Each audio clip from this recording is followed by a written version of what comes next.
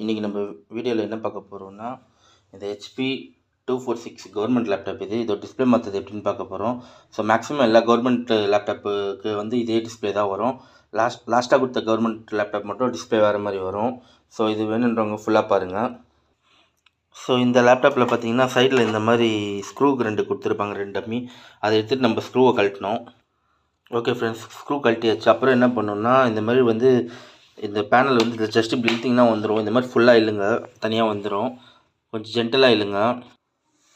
So இது வந்து நம்ம கழட்டியாச்சு. இப்போது இந்த பேனல் கழட்டின பிறகு என்ன பண்ணணும்னா, இந்த சைடில் வந்து ஸ்க்ரூ கொடுத்துருப்பாங்க. இந்த இதில் இங்கே கொடுத்துருக்காங்க பாருங்கள். இப்படி தள்ளி பார்த்தீங்கன்னா தெரியும். இந்த ஸ்க்ரூ பார்த்தீங்கன்னா இந்த மாதிரி மேலே ஒரு ஸ்க்ரூ, கீழே ஒரு ஸ்க்ரூ கொடுத்துருப்பாங்க. இந்த 4 ஸ்க்ரூவையும் வந்து கழட்டணும். சில லேப்டாப்பில் வந்து இந்த பேனலே கழட்டுற மாதிரி கொடுத்துருப்பாங்க. ஸோ நீங்கள் ஃபைனலாக டிஸ்பிளே கழட்டினதுக்கப்புறம் பின்னாடி இந்த மாதிரி ஒரு ஸ்ட்ரிப் இருக்கும். இதை வந்து ஜென்டலாக பிடிச்சி இல்லைங்க, ஏன்னா ரொம்ப இதுவாக இழுத்திங்கன்னா டேமேஜ் ஆகிடும். ஸோ இப்படி தான் மாற்றணும்.